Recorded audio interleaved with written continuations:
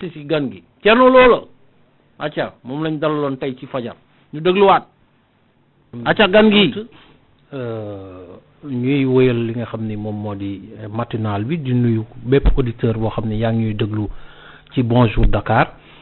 tey nag si suba si ñu ngi dalal monsieur Thierno Lo ancien ministre moom mooy président Alliance pour la paix et le développement APD mooy tamit PCA bu TER monsieur le ministre ñu ngi lay nuyu. Doudou maa ngi lay nuyu di nuyu auditeur sa rajo bi te di kontaan ci li ngeen ma invité pour que ma échanger yéen ci problème mu réew mi waaw maa ngi koy rafetlu di la ci gërëm bu baax tey ñaan yàlla suñu borom mu dimbali ñu ba kàddu yu jib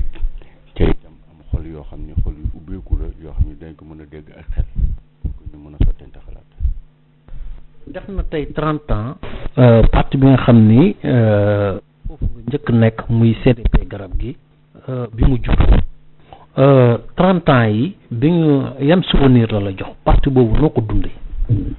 waaw da nga wax loo xam ne lii bis bi da nga fekk ma célébré ko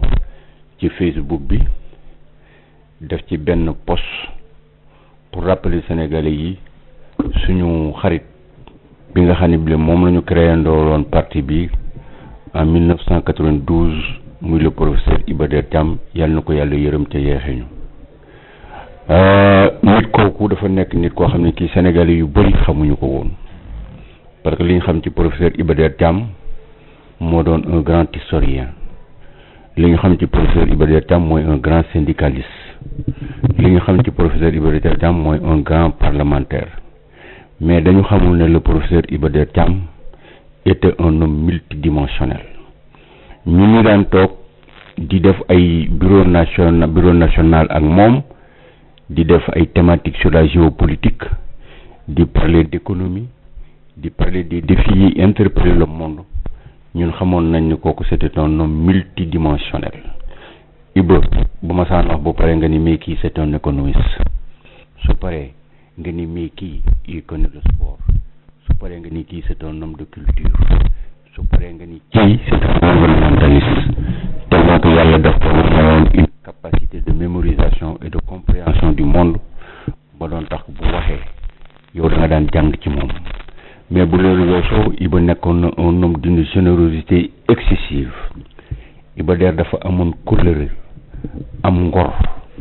bëgg doomu aadama te doon liggéey lu bari loo xam ne lii lu bari fekk naa ko ci Iba dama daan ànd ak moom ñuy wër di def tournée ci biir Sénégal bu ñu agsee fenn rek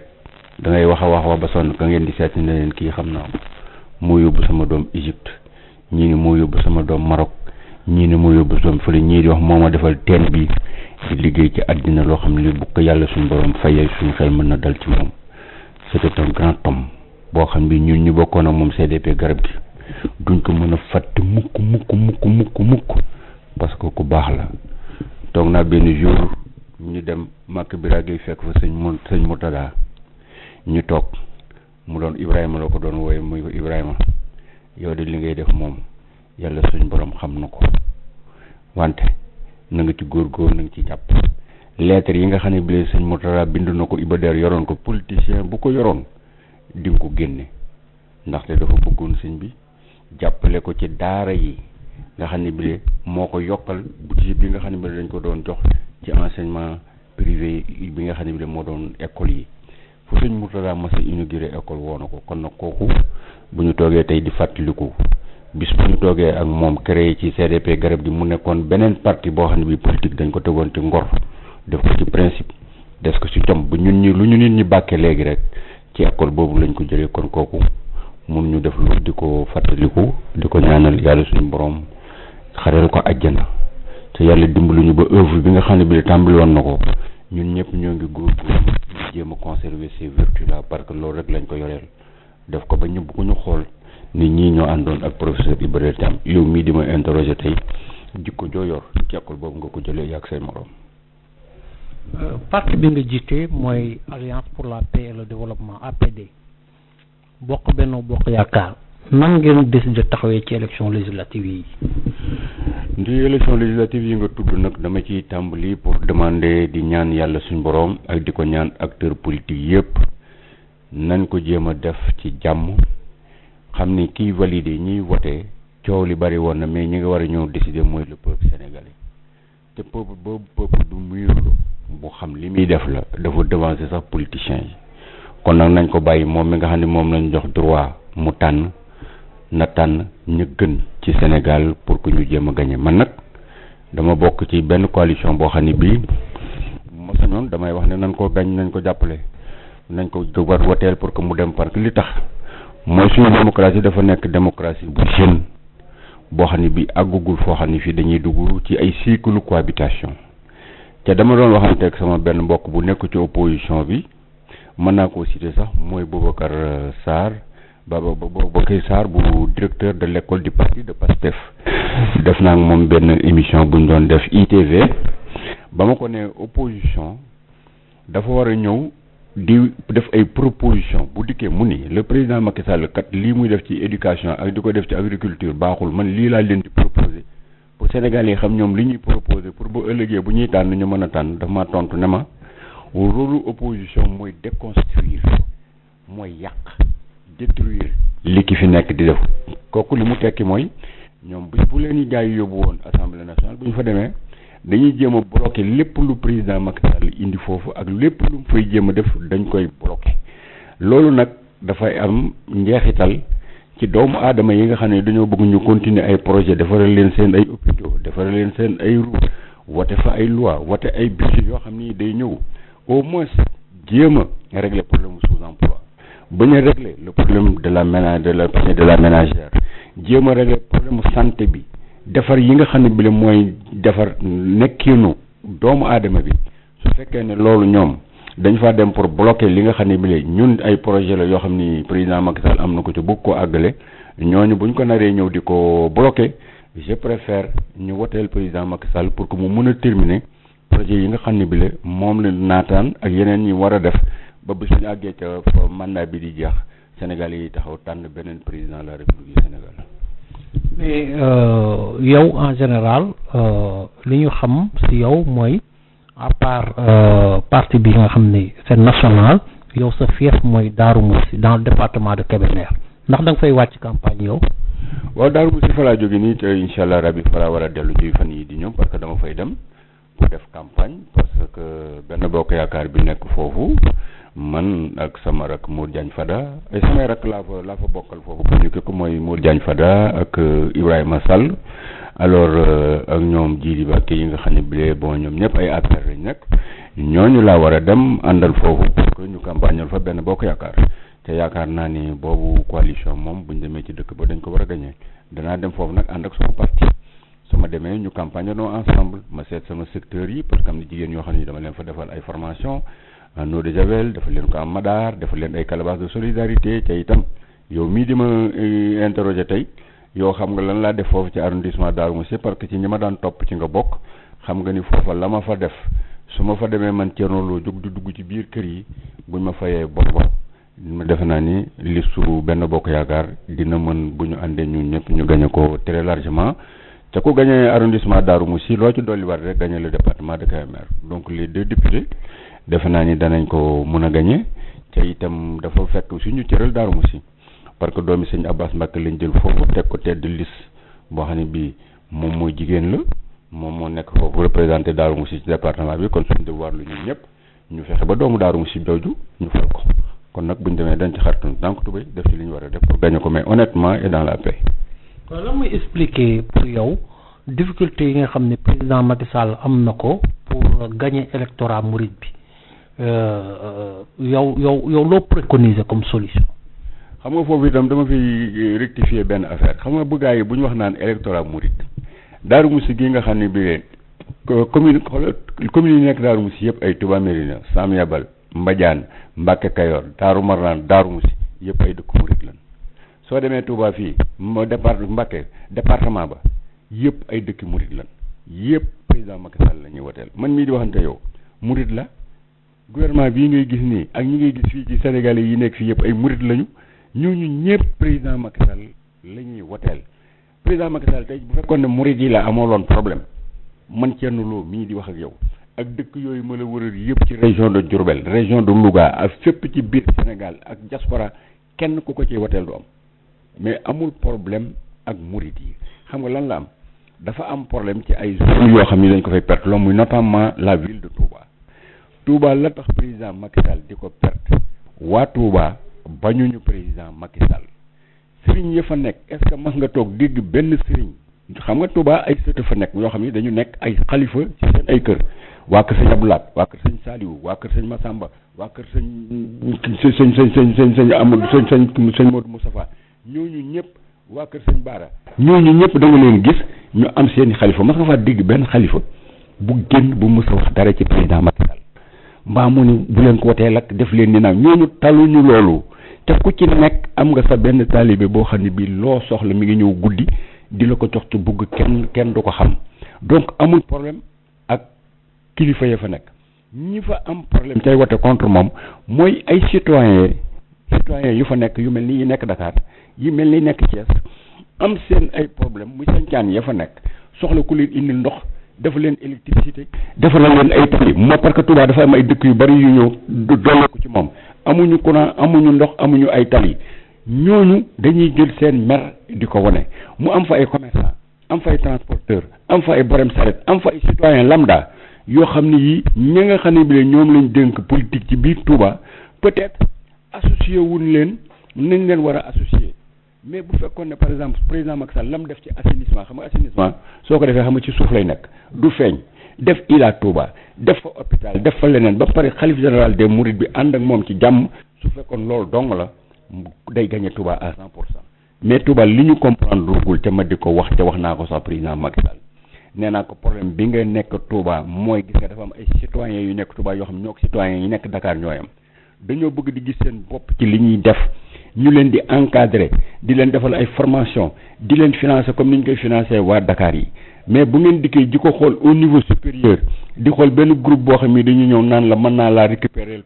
Touba duñu ay nit duñu ay produits ak ay affaires yoo xam nit day toog jóge fële rek daal ne dama leen récupérer Touba déedéet Touba ka koy récupérer mooy ka nga xam ne bi dafa nekk di jaxasoo ak askan wi di leen defal ay formation di leen jàppale ci seen bisu mbégte seen bisu naqar di leen jege di leen di gis te am na ay nit yu nekk Touba tey ji bu fekkoon ñoom la jiitaloon dolli ko ci ñeneen ñi nga xam ñoom la amal responsabilité foofu kon day gagné Touba na nit ñi bàyyi di wax murid yi dañoo bañ président Macky Sall murid yi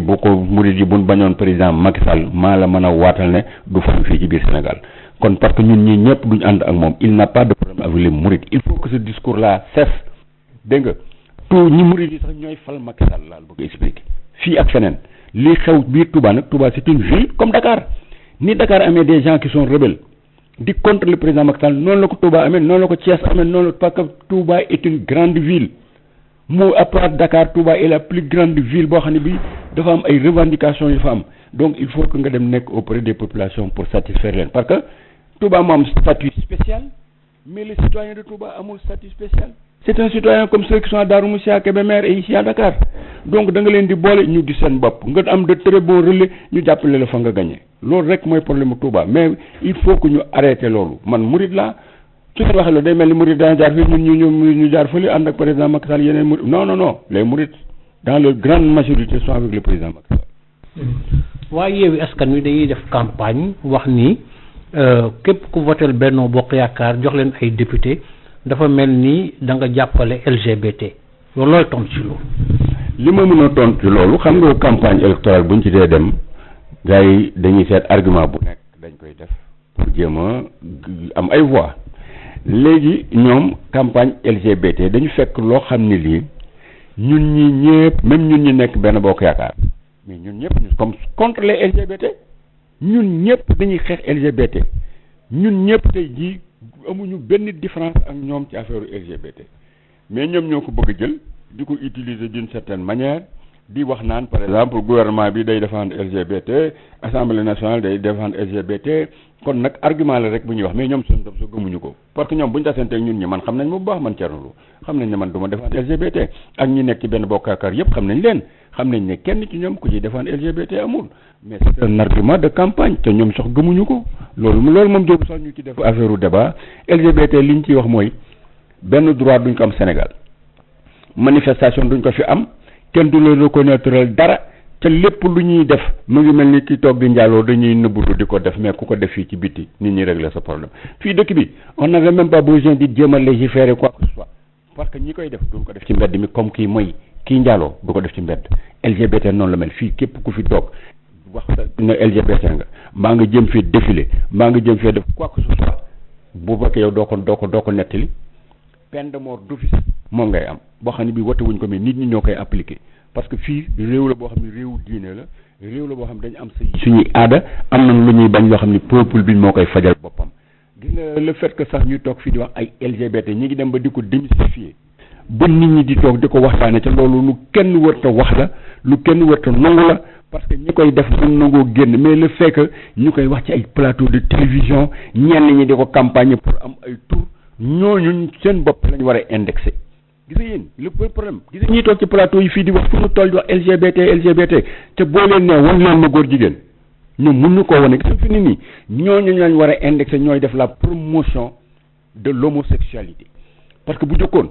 homosexualité amoon na suñu société bi traditionnelle mais kenn xamu leen woon kenn daaw ko waxtaani mais dañ ko démystifier ba xale yu ndaw yi sax fi ne rusutu ñoo wax affaire góor jigéen rusutuñ ko waxtaani gis nga le mal de ce pays mooy ñiy def publicité LGBT ils font la publicité de ces contre-valeurs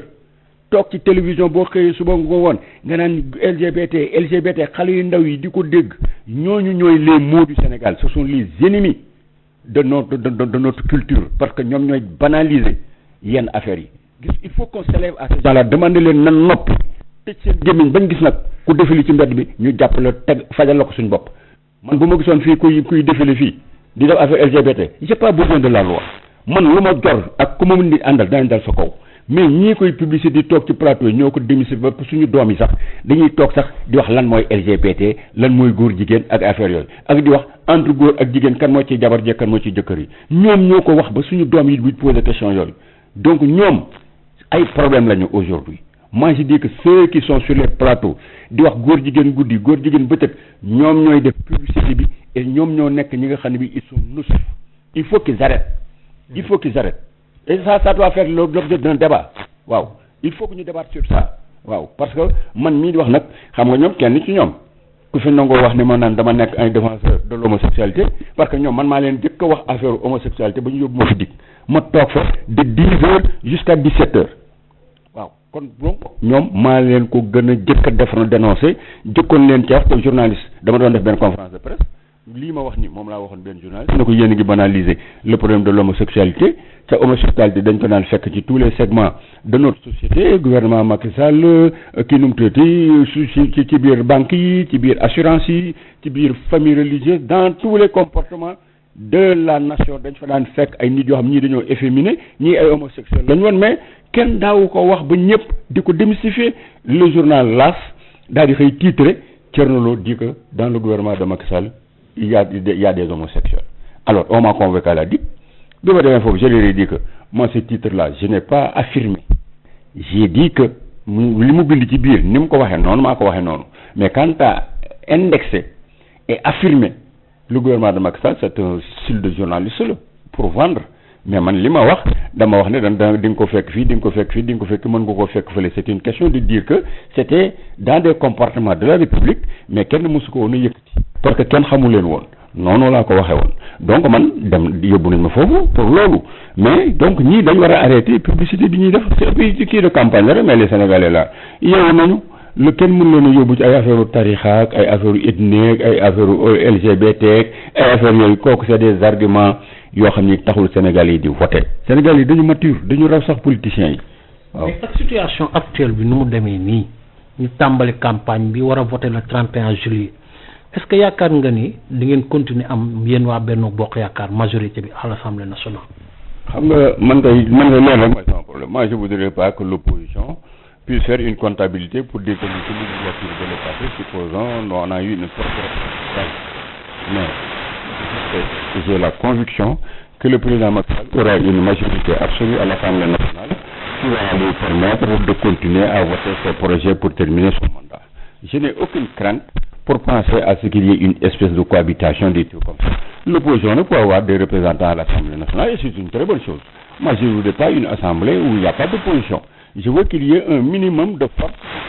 pour alimenter le débat, contrebalancer des décisions. Lolo, vraiment, c'est le fort, ça ne fait que yóbbu démocratie sénégalaise ci kanam. Mais je n'ai aucune crainte que nous allons avoir une majorité. Regarde, si vous gagnez pratiquement tous les départements du Sénégal, vous avez déjà la majorité à l'Assemblée nationale. Et nous allons gagner tous les départements. Dañ koy gagner. C'est que les grandes villes là, comme les élections locales là, que bon, il va y avoir des problèmes. Et puis la tendance, elle va changer. Parce que le nombre de voix que nous allons engranger va faire passer la liste nationale. Et si la liste nationale passe, c'est que vous avez déjà la majorité à l'Assemblée nationale. Pratiquement. Donc, on n'a aucune crainte. Il est de notre devoir de ne pas laisser l'opposition faire une comptabilité pour dire que nous avons gagné tant de mairies au niveau des élections locales, nous avons fait une progression à l'Assemblée nationale pour dire que donc l'opposition devient une opposition significative. Bon, lolo, il faudrait que nous baissions ce coefficient à l'Assemblée nationale et leur laisser maintenant les mairies qu'elle a déjà gagnées. Donc il y a looy tàggatoo waxtu bi dab nañu. li may tàggatoo rek mooy demandé waat Sénégalais yi ñu dellu si suñu ay xel xam ne Sénégal ñun ñëpp ñoo ko bokk ñun mën nañoo bañ a bokk ay camp mais ku ci nekk nga reconnaître sa moroom droit am pour que mu far yow mi nekk opposition xam nga da nga am liberté dem nekk opposition kon ki nga xam ne dafa far reconnaître ko moom itam droit am pour far ku ci nekk na nga respecter sa choix wu moroom ñu dem en compétition xam ni peuple sénégalais bi moom mooy décider te it ñu éviter tout ce qui est violence parce que képp koo xam ne kii dem nga ay Libéria dem ay Congo dem ci dëkk yi nga xam ne violence mosoon na fa am yow doo bëgg Sénégal violence di fi am. Il y a des jeunes qui sont des chômeurs dans l'opposition, d'autres qui sont des chômeurs dans la majorité présidentielle, d'autres qui sont des chômeurs parce que c'est beaucoup ñu ci politique kon nañu jéem a boole suñu ay intelligence rafetal suñu ay xol jéem a liggéey Sénégal pour que réew mi nekk ci jàmm ku nekk nga gis sa bopp ci li xew te les défis qui nous interpellent ci temps yii di ñëw Sénégal dana gën a metti foofu si la guerre en Ukraine ne s'arrête pas dinañ toog fii Sénégal laa wax président Macky Sall dootu mën a subventionner les denrées dana grimper metti bu ñu demee nag bay traverser benn situation boobu situation mondiale la dañoo war a at jéem a doole suñu bopp jéem a seet phase bii ñu toll naka lañ ci boole suñu ay xam-xam au bénéfice des populations et quand il s'agit de l'intérêt général ay gestion d'intérêt particulier kooku ku nekk da nga cee war a def la nga war a def parce que réew mi ñoo ko bokk mun ñu ko xar te il est de notre devoir de faire de telle sorte que les mots et les défis qui nous interpellent ñu mën a def face on peut le faire dans la cohésion waaw maa ngi lay gërëm nag di la sant ci seet si bi ma seet ci ma sottante xalaat ak sénégalais yi nekkuma monopole de vérité mais je dis ce que je pense libre aux autres maintenant de juger et de faire une opinion c'est ça la démocratie. Monsieur Thierno Lo ñu ngi lay gërëm di la sant di fàttali ne yow yaay jiite APD di parti boo xam ne fii la nekk ci Sénégal nekk ci Benno Bokk Yaakaar te yow yaay PCA bu TER